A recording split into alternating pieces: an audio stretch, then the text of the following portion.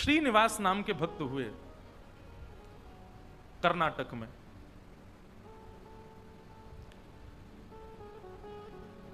उनकी पत्नी का नाम लक्ष्मी था, लक्ष्मीबाई, और मूल रूप से भी वो लक्ष्मीपति ही थे। इतना धन था उनके पास में, इतने धनवान अरब खरबपति थे। लेकिन एक बात आपको कहें, बुरा नहीं मानिएगा अगर कोई यहां बहुत बड़ा लक्ष्मीपति बैठा हो,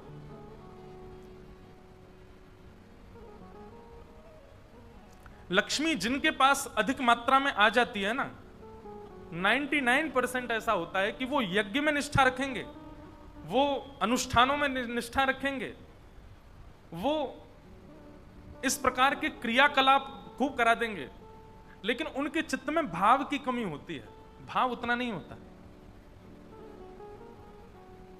प्रेम लक्षणा भक्ति धनवान को नहीं मिलती, ये क्षमा करें। प्रेमी भक्त जितने ठाकुर जी के मिलेंगे, वो बात अलग है कि कोई मीराबाई जैसी कोई एक आदि ऐसे निकलते हैं कि जो राजघराने में होते हुए भी ठाकुर जी के परम भक्त हो जाते हैं, नहीं तो वैभव जब चारों ओर होता है ना, ठाकुर जी की प्रेम लक्षणा भक्ति चित्त में नहीं आ पाती। तो श्रीनिवास जी बहुत धनवान थे, लेकिन बिल्कुल भी दान नहीं करते थे, पुण्य नहीं करते थे, बिल्कुल भी किसी को धन देते नहीं थे, महाकंजूस थे। लेकिन उनकी पत्नी जो थी वो परम भक्ता, परम वैष्णवी। पत्नी की भक्ति से ठाकुर जी के चित्त में आया कि ये इतनी भक्ता है तो इसका पति भी भक्त होना चाहिए। यही बात मैं बताना चाहता हूं कि जब मां भक्त होती है तो पुत्र के ऊपर मां के भक्ति के प्रभाव से पुत्र में वो अंश आ जाते हैं भक्ति के, और वो ठाकुर जी प्रदान करते हैं। पत्नी की भक्ति से कई बार पति भक्त हो जाता है। माताओं की भक्ति लगती है पूरे परिवार को। तो श्रीनिवास जी की जो पत्नी है लक्ष्मीबाई, वो बड़ी भक्त है, पर श्रीनिवास जी धनवान तो खूब हैं पर दान पुण्य कुछ नहीं करते। ठाकुर जी के मन में आया कि लक्ष्मीबाई तो इतनी हमारी भक्त है, इसका पति श्रीनिवास भी हमारा भक्त होना चाहिए। तो ठाकुर जी एक दीनहीन से ब्राह्मण का रूप बना करके, एक सामान्य से बड़े अति दीन ब्राह्मण का रूप बना करके श्रीनिवास जी की दुकान पर आ गए। उनका बढ़िया कुछ व्यापार था, वहां पहुंच गए। श्रीनिवास जी बोले, कहिए विप्र देवता, क्या सहायता करें आपकी? बहुत ध्यान से सुनिएगा। भगवान दीन इनसे ब्राह्मण बन के कहे, बोले देखिए आप तो नगर सेठ हैं, आप पर तो इतना धन है, आपका तो इतना बड़ा व्यापार है, मेरे बालक का जनेऊ संस्कार यज्ञोपवीत होना है, मुझ पर ज्यादा धन नहीं है। यदि आप मेरी थोड़ी सी सहायता कर देंगे तो मैं अपने पुत्र का जनेऊ संस्कार कर दूंगा। श्रीनिवास जी ने मन में विचार किया, बोले कि आज इसकी सहायता कर दी तो कल कहेगा बेटे का ब्याह है उसके लिए कर दो, फिर उसमें कर दूंगा, कहेगा बेटे का बेटा हुआ उसमें सहायता कर दो। ये लगा ही रहेगा, एक बार सहायता कर दूंगा तो हमेशा के लिए इसके द्वार खुल जाएंगे, आता ही रहेगा कुछ ना कुछ मांगने। तो श्रीनिवास ने कह दिया, आज मैं बहुत व्यस्त हूं, आप कल आ जाना, जैसी आज्ञा। दूसरे दिन फिर से ठाकुर जी आ गए, दीन इनसे ब्राह्मण, बोले आपने आज बुलाया था, आप कुछ सहायता कर दीजिए। अब वो अपना काम वाम इधर उधर करने लगा, दिखाने ऐसे लगा कि बहुत व्यस्त है। श्रीनिवास जी फिर बोले, आप कल आइएगा, मैं आज भी बहुत व्यस्त हूं, मैं कल आपसे मिलूंगा। ठाकुर जी बड़े दीनहीन, बड़े सरल, जैसी आज्ञा, मैं कल आ जाऊंगा। फिर चले गए। तीसरे दिन फिर ठाकुर जी आ गए। श्रीनिवास बोला, ये तो रोज आ जाता है, क्या करूं इसका? श्रीनिवास जी ने बाहर कुछ 2-3 बालक बैठा दिए, बोले जैसे ही ये ब्राह्मण आता देखे मुझे बता देना, मैं कहीं भाग जाऊंगा, मैं मिलूंगा ही नहीं इसको। रोज कल कल कल करते करते 3 महीने बीत गए। अब तो ऐसी स्थिति हो गई कि जैसे ही ब्राह्मण आता दिखता, श्रीनिवास कहीं से भाग जाता और सबको ये बोल देता, इसको बोल देना है ही नहीं, चले गए कहीं बाहर। कब आएंगे? बोले 2 महीना बाद आएंगे। 2 महीना की तो छुट्टी मिले। ठाकुर जी बोले, मैं 2 महीना प्रतीक्षा कर लूंगा, 2 महीने बाद आ जाऊंगा। और ठीक उस तिथि के 2 महीना बाद ठाकुर जी फिर आ गए। अब कोई हम आप जैसा व्यक्ति होता तो फिर अपना स्वाभिमान देखता, अरे क्या रोज रोज इसके द्वार पर जाना। लेकिन वो तो ठाकुर जी है ना, ठाकुर जी को स्वाभिमान थोड़ी रहता है, ठाकुर जी को तो ये इस पर कृपा करनी है मुझे। वो तो ढीठ बन जाते हैं, और ढीठ भी नहीं, हमारे ब्रज में तो ऐसा विनोद में कहते हैं ठाकुर जी महा ढीठ बन जाते हैं। एक बार एक भक्त की कथा आती है कि उससे सब लोग कहते थे गंगा जी स्नान करने जाओ। वो गंगा जी इसलिए नहाने नहीं जाता था कि वहां पंडे पुजारी पकड़ लेंगे, कहेंगे दक्षिणा दो। वो दक्षिणा नहीं देनी पड़े इसलिए गंगा जी नहीं नहाता था। पत्नी ने एक दिन कहा मैं भोजन नहीं बनाऊंगी और मैं मायके चली जाऊंगी अगर आप गंगा स्नान करके नहीं आए तो गंगा स्नान करने गया तो साधारण घाटों पे नहीं गया, उस घाट पे गया जहां पर शव जलाए जाते हैं। वहां पे पंडे पुजारी होते ही नहीं है। बोले वहां नहाऊंगा तो कोई नहीं आएगा। कंजूसों की भी। अच्छा एक और चीज, हमने कई भक्तों के चरित्र देखे, कंजूसों से भी ठाकुर जी की बड़ी मैत्री है। दान पुण्य करने वाले तो ठाकुर जी के हैं ही, लेकिन जो कंजूस होते हैं ना ठाकुर जी उनका भी पीछे छोड़ते नहीं है, कैसे ना कैसे भी करके उनका पैसा निकलवाते ही हैं। ये किसी अन्य भक्त की कथा है कि वो फिर मरघटा में गया, शमशान के घाट पर जाकर के जैसे ही डुबकी लगाई और डुबकी निकाल लगा के बाहर आया तो ब्राह्मण का वेश धारण करके ठाकुर जी आ गए। आइए आइए यजमान जय हो, बड़े दिनान में देखो। बोले तुम यहां भी आ गए? बोले हम तो सब जगह रहते हैं। लाओ लाओ भैया, आज हमारी सुबह से किसी ने तिलक बिलक नहीं किया, लाओ चलो कुछ दक्षिणा दो। तो कथा बड़ी लंबी है, बड़ी प्रसिद्ध भी है। उसने कहा घर आ जाना, तो ठाकुर जी घर पहुंच गए। पत्नी ने कहा बाहर ब्राह्मण खड़ा है उसको दक्षिणा देनी है।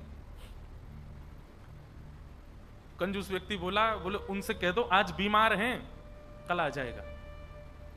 पत्नी जाके कह दिया, बोले हमारे पतिदेव तो बीमार हैं। बोले यजमान बीमार हो गया, मैं तो यहीं बैठ करके उसका अनुष्ठान करूंगा, जब तक ठीक नहीं हो जाएगा अनुष्ठान करता रहूंगा मैं।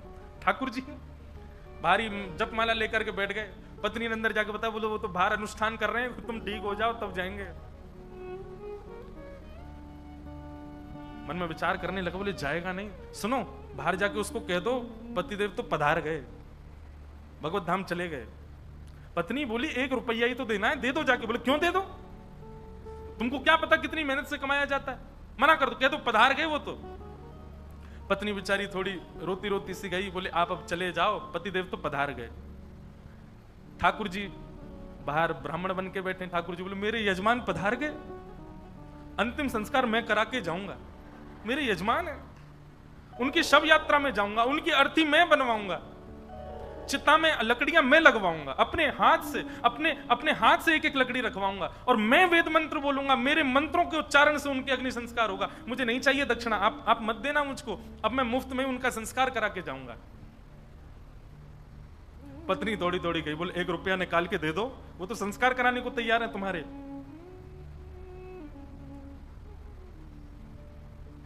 कंजूस बोला सुनो एक काम करो, अर्थी लगाओ तुम, और अर्थी बंधवा करके लेट गया। बोले चुपचाप बस ले चलो, थोड़ी दूर तक चलेगा फिर वो चला ही जाएगा, जब दिख जाएगा ना कि हाँ ये वास्तव में मर गया है तो कुछ नहीं मांगेगा।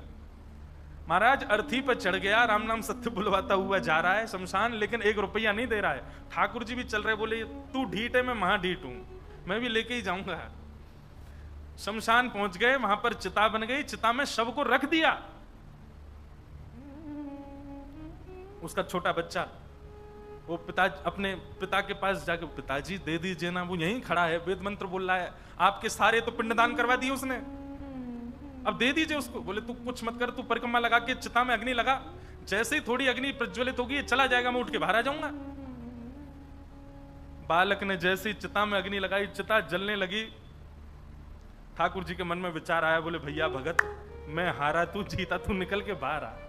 तुरंत उसका हाथ पकड़ करके खींचा और ठाकुर जी अपने रूप में प्रकट हो गए। वाह भाई तेरी कंजूसाई पर हम तेरे पर न्यौछावर हो गए, वाह ऐसी कंजूसाई। ऐसे अद्भुत अद्भुत भक्त हुए ठाकुर जी के। ये बात सुनते ही श्रीनिवास रुदन करने लगे, रोने लगे, और रुदन करते करते उनको वो बार बार ब्राह्मण की छवि दिखाई देने लगी और बार बार उसकी छवि में ठाकुर जी का रूप दिखने लगा। वो स्मृति आने लगी कि जब मैं कह देता था कल आ जाना, तो बेचारे ऐसे हाथ जोड़ करके ठीक है बाबूजी मैं कल आ जाऊंगा, पर कल आप दे देंगे ना, मेरे पुत्र का यज्ञोपवीत होना है। ये सारी स्मृति श्रीनिवास के चित्त में उठने लगी और ये विश्वास प्रगाढ़ हो गया कि ये सामान्य ब्राह्मण नहीं थे, साक्षात ठाकुर जी थे। और ये ठाकुर जी अनुग्रह करके मुझसे दान कराने के लिए आ रहे थे। अरे दान क्या कराने आ रहे थे, मेरे आगे हाथ जोड़ करके मांगने के लिए आ रहे थे। मैं जप नहीं करता, तप नहीं करता, संध्या नहीं करता, साधना नहीं करता, और मेरे द्वार पर ठाकुर जी आकर के ऐसे खड़े हो जाते थे भिक्षुक के भांति कि कुछ दे दो। मैंने ठाकुर जी को भिक्षुक बनाया, मैंने ठाकुर जी को प्रतीक्षा करवाई, मैंने ठाकुर जी को टालता रहा। अपनी पत्नी के चरण पकड़ लिए, बोले तुम्हारी भक्ति किस योग्यता है? मैं तो घोर नास्तिक हूं, मैंने तो अपने जीवन में कुछ भी अच्छा नहीं किया। ये तुम्हारी भक्ति का प्रभाव कि ठाकुर जी मुझ पर अनुग्रह करने के लिए आ रहे हैं। मैंने ठाकुर जी को टहलाया, मैंने ठाकुर जी से प्रतीक्षा करवाई, मैंने ठाकुर जी को इतना कष्ट दिया इस संपत्ति के लिए, इस धन के लिए। तुरंत हाथ में जल लेकर के, अक्षत लेकर के, दक्षिणा रख करके अपनी पत्नी से कहा तुम भी हाथ रखो, और दोनों ने हाथ में हाथ रख करके अपनी संपूर्ण संपत्ति, जितनी संपत्ति है, दुकान, मकान, बगान, जो कुछ भी था उनके पास में, सबको संकल्पित करके कृष्णार्पण मस्तु, हम सब ठाकुर जी को अर्पित करते हैं। इस संपत्ति के चक्कर में मैंने ठाकुर जी से प्रतीक्षा करवाई, इस संपत्ति के आगे मैंने ठाकुर जी को इतना कष्ट दिया। और उसी दिन से ही श्रीनिवास की स्थिति ऐसी हो गई कि अपना जितना धन था धीरे धीरे धीरे धीरे करके ब्राह्मणों में, संतों में, वैष्णवों में, अयोग्यों में, गरीब कन्याओं के विवाह में, गरीब बालकों की पढ़ाई में करते करते करते करते, एक तो होता है कि इतना खर्च करें कि हमारा घर भी चले, पर नहीं, श्रीनिवास की तो ऐसी स्थिति हो गई कि अब वो कुछ रखते ही नहीं है अपने पास। अपनी दुकान भी बेच दी, अपनी सारी संपत्ति बेच दी, एक दिन अपना घर भी बेच दिया। परिवार के लोग धीरे धीरे कोसते कोसते दूर होने लगे। अरे क्या बुद्धि हो गई तुम्हारी, सब बेच दिया। सबको ठाकुर जी की सेवा और ठाकुर जी के जनों की सेवा में लगा दिया। एक फूटी कौड़ी भी अपने पास नहीं रखी। बोले कि नहीं, इसकी वजह से मैंने ठाकुर जी को श्रमित कराया, मैं इसको कैसे रख सकता हूं। और सब छोड़ करके, सब त्याग करके पत्नी ने कहा अब हमारे पास कुछ भी नहीं है, रहने के लिए घर भी नहीं है, भोजन करने के लिए अन्न भी नहीं है, पहनने के लिए वस्त्र भी नहीं है, अब हम क्या करें। बोले अब पकड़ो मेरा हाथ, अब हमने सब छोड़ दिया, क्योंकि अब तक सबको अपना माना था, पर अब हमारे नाथ, हमारे स्वामी श्री पंडरीनाथ हैं, श्री विठ्ठल भगवान हैं, चलो उन्हीं की शरण में, चलो उन्हीं के नगर में, वही खिलाएंगे, वही रिलाएंगे, वही सब करेंगे हमारी व्यवस्था। और श्रीनिवास अपनी पत्नी के साथ पंढरपुर आ गए हमेशा के लिए। यहां आकर के उन्होंने दिव्य एक संत थे, उनसे गुरु दीक्षा ली, और गुरु दीक्षा लेने के बाद केवल एक ही उनका काम, दिन में जाना और जाकर के श्री पंडरीनाथ भगवान का दर्शन करना, और पूरे दिन यहाँ के वैष्णवों का दर्शन, उनकी सेवा करना, यही उनका काम। दीक्षा के बाद गुरुदेव ने उनको दूसरा नाम प्रदान कर दिया। दीक्षा में एक नाम दिया जाता है, और अब तक उनका नाम श्रीनिवास था, अब उनका नाम पुरंदर दास हो गया। श्री पुरंदर दास चंद्रभागा नदी के तट पर बैठे रहते, दिन भर विठ्ठल विठ्ठल विठ्ठल विठ्ठल विठ्ठल बस चिंतन करते, और उस स्वरूप का ध्यान करते जो ब्राह्मण रोज अपने हाथ फैला करके दुकान पर आता था।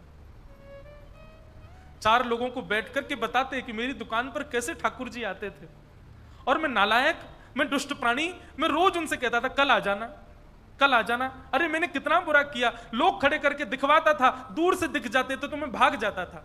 मेरे द्वार पर साक्षात जगन्नाथ आते थे, और मैं उनके साथ ऐसी लीला करता था, ऐसा कपट करता था। उस कपट का ही दंड दे रहा हूं खुद को। और उसी स्थिति में रहते रहते रहते रहते श्री पुरंदर दास जी एक कवि के रूप में निर्मित हो गए, और ठाकुर जी की सुंदर सुंदर रचनाएं लिखने लगे, सुंदर सुंदर पदावली, सुंदर सुंदर भाव। लेकिन पुरंदर दास जी का यह भाव है कि वो अधिकतर रचनाएं कन्नड़ भाषा में ही लिखते थे, और सुंदर रचनाएं करके श्री पंडरीनाथ भगवान को सुनाया करते थे। पंढरपुर आने वाले भक्त पुरंदर दास जी की रचनाएं सुनकर के आनंदित हो जाते थे, और श्री पंडरीनाथ भगवान के सन्मुख कीर्तनकार जा जा करके उस रचनाओं को गाया करते थे। इस प्रकार पुरंदर दास जी अपना जीवन शेष समय एक कवि के भांति भगवान लीला चिंतन करते करते उन्होंने ठाकुर जी के श्री चरणों में अपने प्राणों का परित्याग कर दिया।